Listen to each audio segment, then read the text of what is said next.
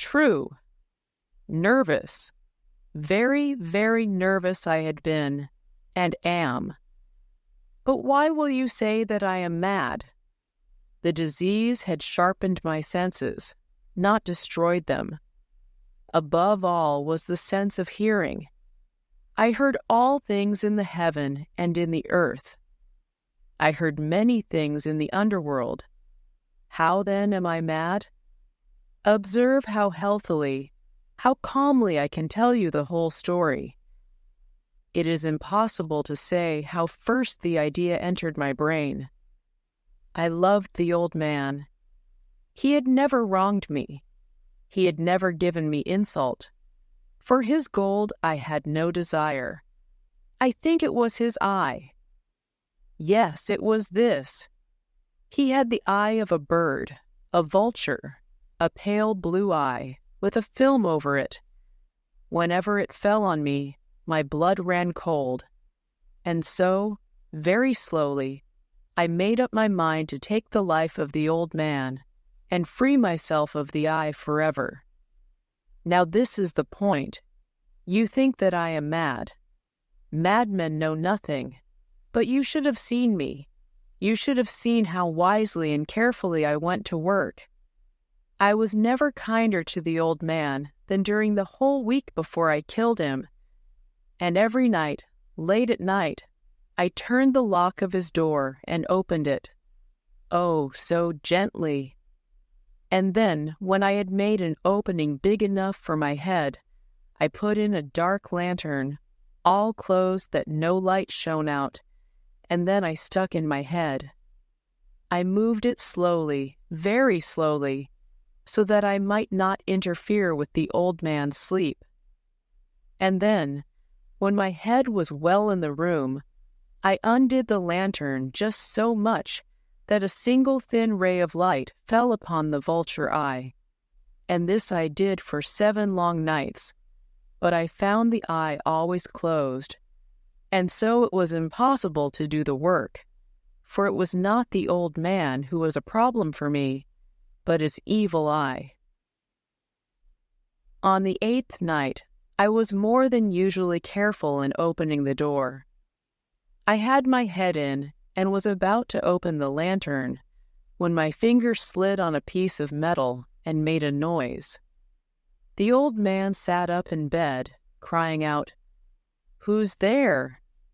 I kept still and said nothing. I did not move a muscle for a whole hour. During that time, I did not hear him lie down. He was still sitting up in the bed, listening, just as I have done, night after night.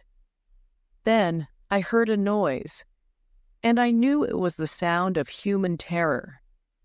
It was the low sound that arises from the bottom of the soul. I knew the sound well.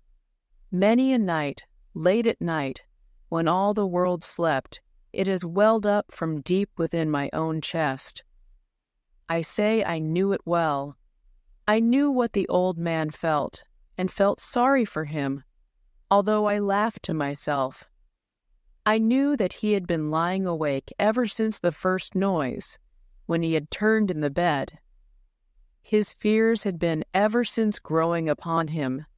When I had waited a long time, without hearing him lie down, I decided to open a very, very little, crack in the lantern.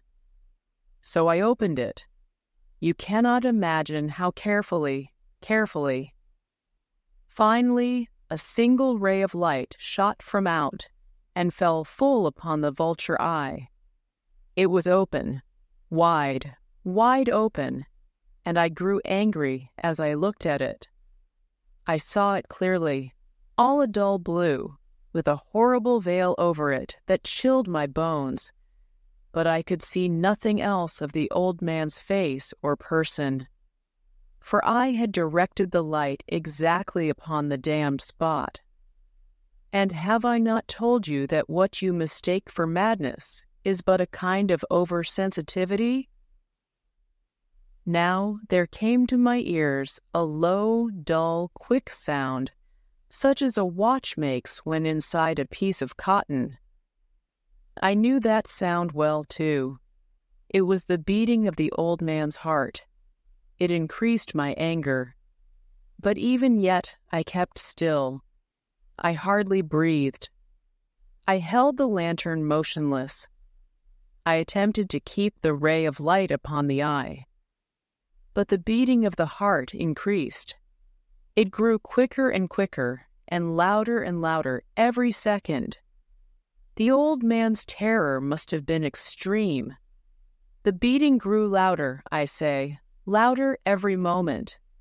And now, at the dead hour of the night, in the horrible silence of that old house, so strange a noise as this excited me to uncontrollable terror.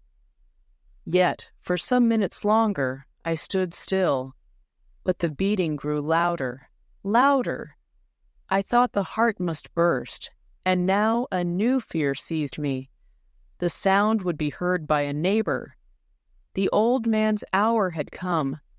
With a loud shout, I threw open the lantern and burst into the room.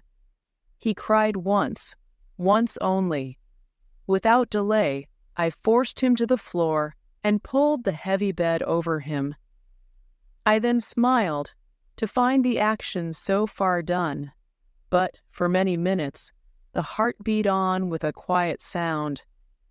This, however, did not concern me. It would not be heard through the wall. At length it stopped. The old man was dead. I removed the bed and examined the body.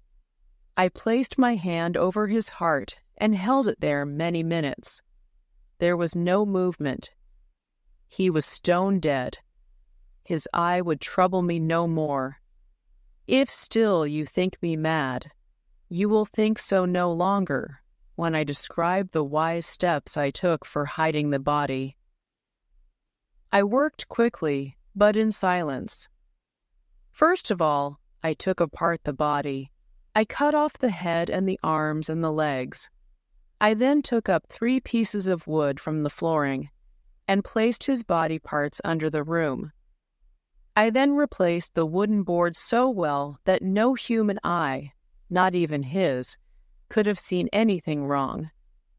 There was nothing to wash out, no mark of any kind, no blood whatever. I had been too smart for that. A tub had caught all. Ha, ha, ha! When I had made an end of these labors, it was 4 o'clock in the morning. As a clock sounded the hour, there came a noise at the street door. I went down to open it with a light heart, for what had I now to fear? There entered 3 men, who said they were officers of the police. A cry had been heard by a neighbor during the night. Suspicion of a crime had been aroused. Information had been given at the police office, and the officers had been sent to search the building. I smiled, for what had I to fear? The cry, I said, was my own in a dream. The old man, I said, was not in the country. I took my visitors all over the house. I told them to search well. I led them at length to his room. I brought chairs there and told them to rest. I placed my own seat upon the very place under which lay the body of the victim. The officers were satisfied. I was completely at ease. They sat, and while I answered happily, they talked of common things. But, after a while, I felt myself getting weak and wished them gone. My head hurt, and I had a ringing in my ears, but still they sat and talked. The ringing became more severe. I talked more freely to do away with the feeling. But it continued until at length I found that the noise was not within my ears. I talked more and with a heightened voice, yet the sound increased. And what could I do? It was a low, dull, quick sound, like a watch makes when inside a piece of cotton. I had trouble breathing, and yet the officers heard it not. I talked more quickly, more loudly, but the noise increased. I stood up and argued about silly things in a high voice and with violent hand movements, but the noise kept increasing. Why would they not be gone? I walked across the floor with heavy steps, as if excited to anger by the observations of the men, but the noise increased. What could I do? I swung my chair and moved it upon the floor, but the noise continually increased. It grew louder, louder, louder, and still the men talked pleasantly and smiled. Was it possible they heard not? No, no. They heard, they suspected, they knew. They were making a joke of my horror. This I thought, and this I think.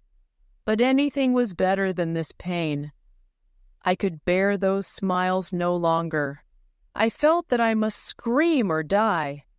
And now, again, louder, louder, louder. Villains, I cried, pretend no more. I admit the deed. Tear up the floorboards. Here, here. It is the beating of his hideous heart.